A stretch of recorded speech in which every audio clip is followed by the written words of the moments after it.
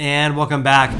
I want to talk about some early signs of home buying demand so we can gauge which direction our US housing market is headed. This is my weekly video I make for you guys regarding some early indications of our housing market. So let's go and dive right in. So this is based on a brand new report from the MBA, or the Mortgage Bankers Association, just announced on June 14th.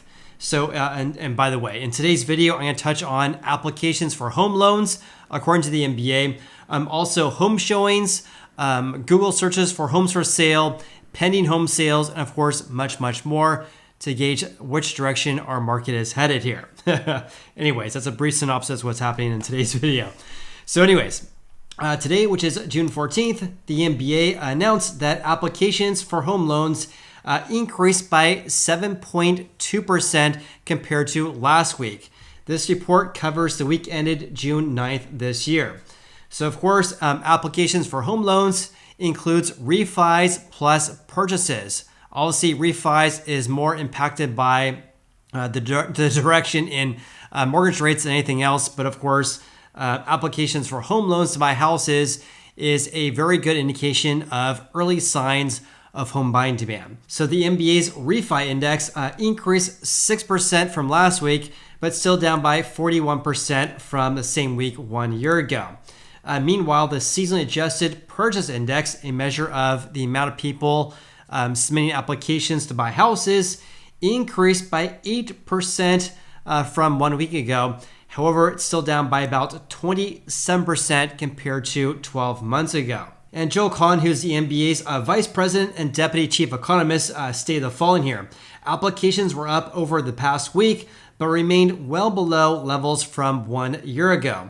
He talks about how rates are much higher now compared to 1 year ago as well. And also we have this low inventory right now, which continues to constrain home buying activity in many markets, which I talk about on the channel in nearly every single video. We have more houses for sale compared to the past couple of years, but we have approximately 50 to 55% fewer homes for sale compared to 2019's levels. Also, he says here, the average loan size on a purchase loan, these are applications for home loans to buy houses, the average loan size there decreased for a third consecutive week as we continue to see more first-time home buyers. So there's a couple things I do want to mention regarding this report here, because I've been talking for quite some time how when looking at pre-pandemic levels, their purchase index is on par with the lowest levels going back to 2014 and 2015. So one thing I do want to mention though is that even though applications increased by 8% from 1 week ago, when looking at pre-pandemic levels, it's still on par with the lowest levels going back to February of 2015. Additionally, in the previous 4 weeks, we saw decreases in the number of people submitting applications for home loans. This is actually the first increase in the past 5 weeks. And you can see that right here, because for the previous 4 weeks, it decreased every single week there. So this week was the first increase in the past 5 weeks. And just taking a step back here, I was trying to figure out why did applications increase by 8% compared to last week. And the only thing I can come up with is the fact that rates today are still lower compared to the end of May. So here's today's rates, which again is the 14th of June. Average rates are at 6.97% for people with great credit for a 30-year fix. FHA and VA is still around 6.7%. Not a lot of movement compared to yesterday's rates. Also, when looking at daily rates today compared to 1 year ago, rates 1 year ago were at 6.28%, an increase of 0.69 percentage points over the past 1 year. But rates have been decreasing ever since the peak we saw at the end of May. In May 26, the average rate was 7.14%. But rates have been slightly increasing, but not by very much. So for example, rates right now at 6.97%, on par with rates we saw at the end of May this year. Now, having said that, it's still down compared to the 7.14% we saw in May 26. So rates have been decreasing last week, from the highs we saw late May. And also 1 week ago, we had the lowest activity of home loans or home applications when looking at pre-pandemic levels going back to 2014.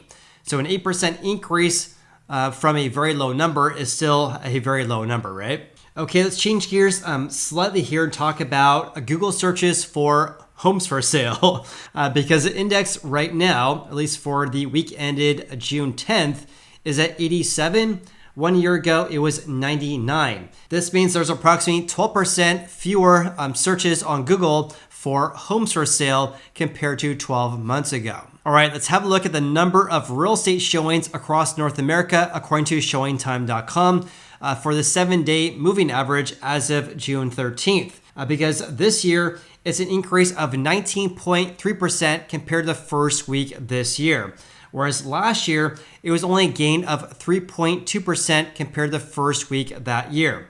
Also back in 2021, though, it was a giant increase of 28.5%.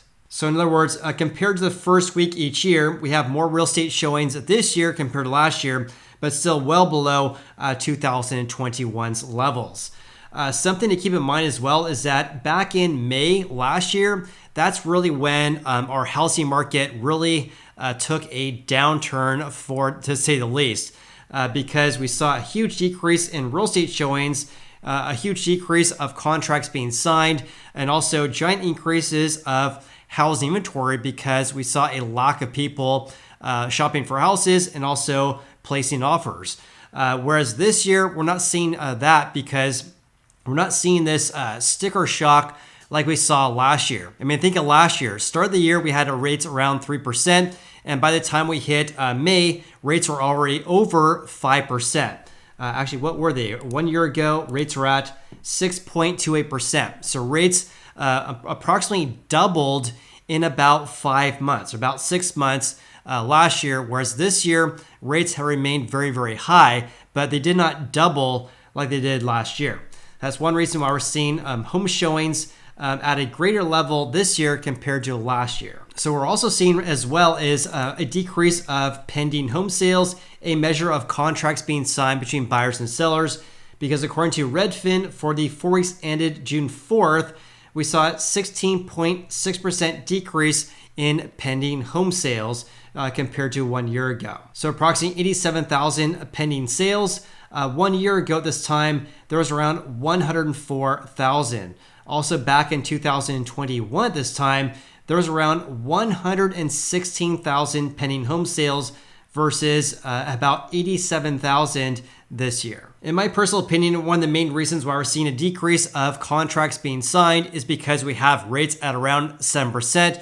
1 year ago, rates are around 6.4%, but also because it's actually getting harder to get a home loan. And that's based on this report right here, just announced yesterday here, also from the MBA here. They have what's called their Mortgage Credit Availability Index, or their MCAI, because in May, it actually fell by 3.1%. And a decrease in this index here is an indication that lending standards are actually getting tighter. In contrast, of course, if this was to increase, that would mean that lending standards are actually getting looser, or it's actually getting easier to get a loan. So because this index decreased by 3.1%, lending standards are actually getting tighter this May. Also, this credit availability here, which of course is a measure of how easy or how hard it is to get a loan, that decreased for the third consecutive month. So the current levels right now are at the lowest levels since January of 2013. So what this means is that lending standards to get a home loan are the tightest levels going back to January of 2013. Now here's a really good chart to show that index over time going back to 2011. So as you can see right here, right at the onset of COVID, lending standards got a lot tighter compared to pre-pandemic levels and have been more or less decreasing ever since then. In other words, lending standards getting tighter and tighter. So the current levels we have right now are at the lowest levels going back to January of 2013. And in fact, when we zoom out going back to 2004, it's pretty eye-opening here. Lending standards very, very tight, especially compared to 2004 through 2007. I mean, look at 2006. Their index was approaching 900. Now it's only 96.5.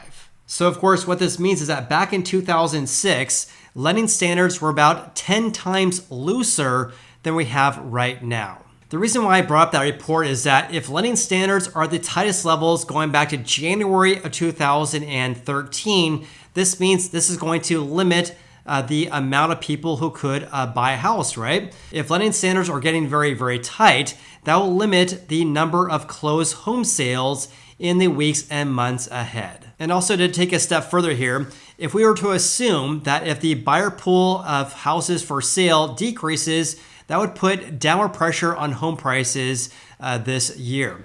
Of course, time will tell, and I'll definitely keep you posted with the latest developments. Please subscribe. Hope you guys have an awesome day. I appreciate you, and I'll see you on the next video.